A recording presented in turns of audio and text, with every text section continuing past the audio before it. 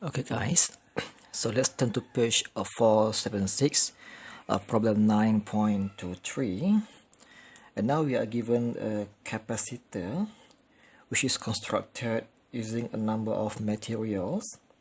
So if you can see from the top view figure, it composed of the inner conductor which is made of gold, this one gold, and then it also has the outer conductor which is made of silver, and then for the dielectric they use the quartz as the material. Okay guys, so we are given the potential across the capacitor, the VAB, between two conductor, given as a V0 cos omega t. Alright, so now we are going to determine the resistance, the conduction current, the IC, the capacitance, the C, as well as the displacement current, which is the ID. And we also note that from the questions, we are required to find those parameters within the dielectric medium, because mentioned there determined inside the capacitor. Right, so just focus on the dielectric medium. So this is going to be our region of interest.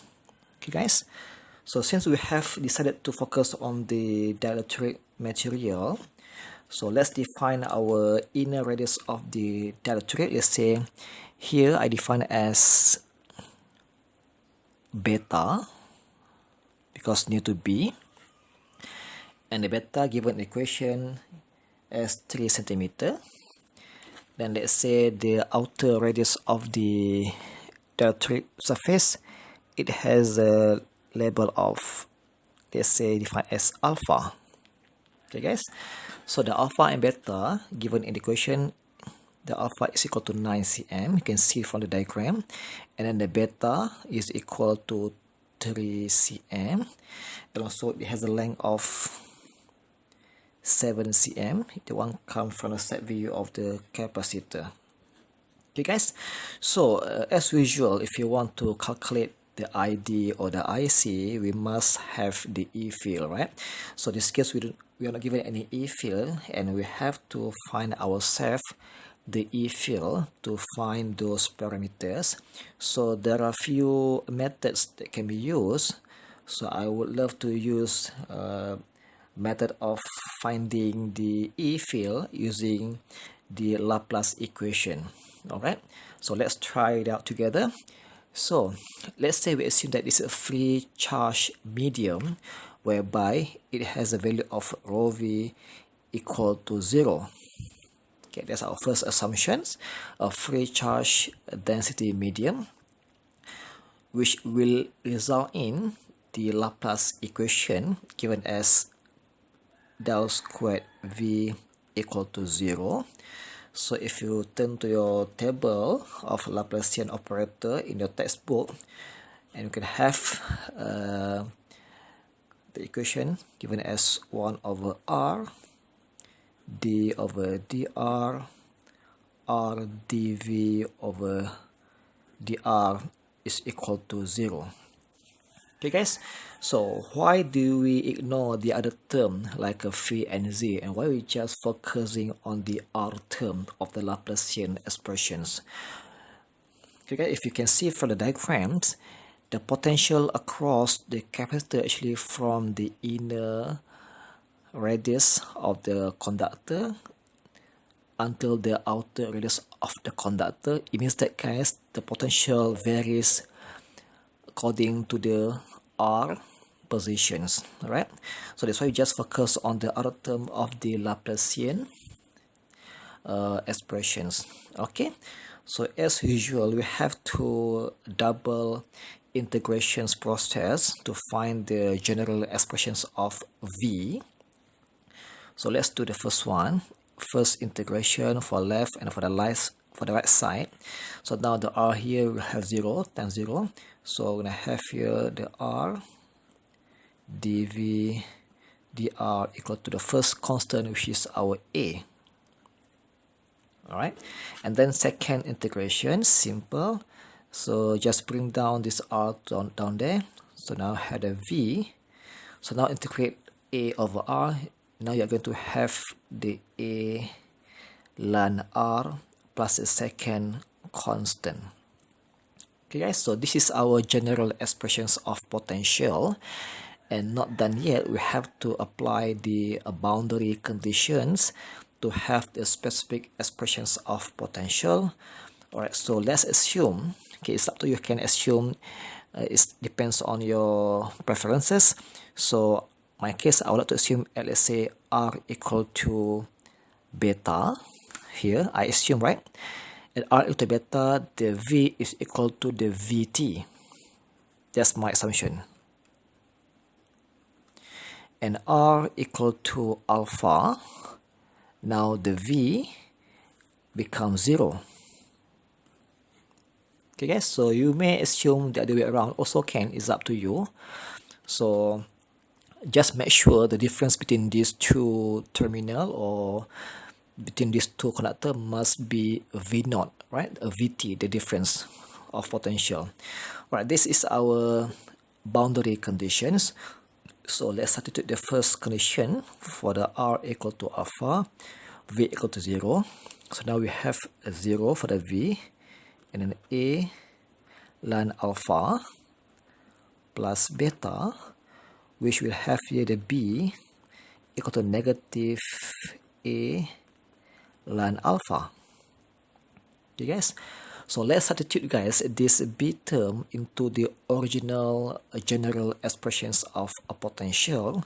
So now you have here the v a ln r minus a ln alpha, which we can simplify becoming a ln r over alpha. Right guys, this is the updated general expressions of potential. Okay, now our task to substitute the second boundary conditions to find the a value. Okay, now the second time, when r equal to beta, the v here will become a vt, right? So just put the v there as a vt. Now the a ln beta over alpha. So guys, now you have the a becoming the vt over ln beta over alpha. Okay guys, so that's our a expressions.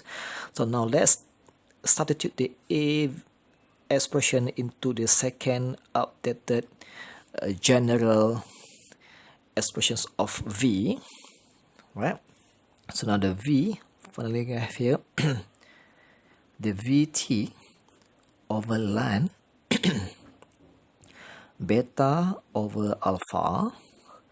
Now here we have the r ln r over alpha. Okay guys, so this is our general expressions of potential that we have just obtained from the Laplace equations. Alright, so next step is to find the E field by applying the negative grad V equations. So we know that, guys, you can find the E by negative grad V. Again, refer to the table of gradient in your textbook and refer to the R term only. Alright, so now we have the E, a negative dv dr in R component. The one come from table. So let's take out all the constant. Right, so the negative vt over ln beta over alpha. Okay guys, that's our constant, and we have the directions, right? So now just differentiates d over dr about this term. So now we can simply decompose this term into two components, which is ln r minus ln alpha. Okay guys, so if we differentiate this line R, gonna have down here over R, then now we have 0 because this is a constant. So lastly guys, we have the E. Gonna have here, now I'm going to make it positive one, so just rearrange the alpha to the top, beta to the bottom. Now you have the Vt R component, R ln alpha over beta volt per meter. Okay guys, so this is our general expressions of E field that we just obtained. So now if you substitute all the value of the alpha as well as the beta, you will have the value of E field. Let's put it together. So the E is equal to the Vt in R component. Now we have the R ln alpha over beta. So now we are going to substitute all the value of alpha, beta as well as the Vt. Now we have here the V naught cos omega t, just assume omega, and the R component, R ln 9 over 3.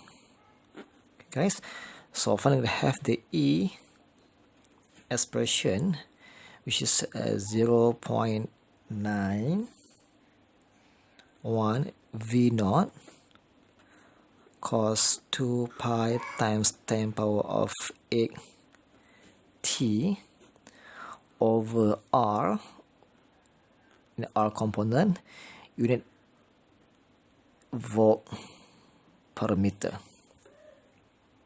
Okay, so this is our E field expressions. Okay, now we can simply proceed to find the IC. The IC is our conduction current, which can be obtained from the integrations of JC dot ds. Okay guys, and then the JC guys can be obtained again using the sigma E. And now let's substitute the sigma E dot ds, and we know guys the ds here, since the E in R component, so ds also must be in R component, which is R dv dz. Okay, so let's substitute. Lastly, for the ds here guys, we know that for the R dv dz, and the E comes from the top here. So for the z, you have limit from 0 to L, and then for the phi, 0 until pi over 2. Okay, not to pi over 2. So refer to table, find the sigma value for the quartz, which is given as 10 power of minus 17. Right, for the sigma for the quartz. Then the E, as obtained earlier, 0.91 V naught cos omega t. Just put omega for the first at this stage. Now have a R in the R component, R dv dz. Okay, just simply delete the R down there with the R up there, and then you can simply find the value of IC. If you proceed to the end, you will have the IC obtained as 10 power of minus 18 V naught cos 2 pi times 10 power of 8 t ampere. Okay guys, so that's the IC expressions. So don't forget to replace the L equal to 7 cm. Right, next part we are going to calculate the R. The R, guys, using field approach method. Alright, it's equal to V over I. So the V here, E dot dl, and the I here, guys, actually sigma E dot ds, right, that we learned last time. So we have already the I, C, which is these expressions. We also have the V given, which is this term. So just substitute all the value. Now I'm gonna have here V naught cos omega t, and over times power of minus 18 V naught cos omega t. So just simply delete this V naught cos V naught cos. So finally you're going to have your resistance, which is equal to 10 power of 18 ohm. Okay, guys, so that makes sense because this is a dielectric, so dielectric must have very high resistance. So that's our R value. And now we are going to calculate the C, the capacitance, which is come from this equation, C equal to Q over V. Okay, guys, we have already the V value, so just find the Q. The Q, guys, can be obtained from this expression, integrations d dot ds, right? And the D here, guys, is equal to the epsilon E dot ds. Okay, guys, so again, guys, this is here same as before, is R dv dz, and while this epsilon is equal to epsilon R epsilon naught, so refer to the table. For the case of quartz, the epsilon R is equal to 3.8 epsilon naught.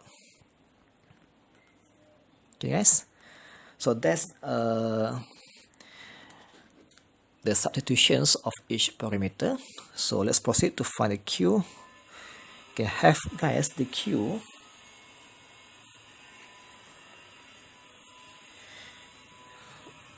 just integrate again from 0 to 7 cm for the L, and then for the phi 0 until pi over 2.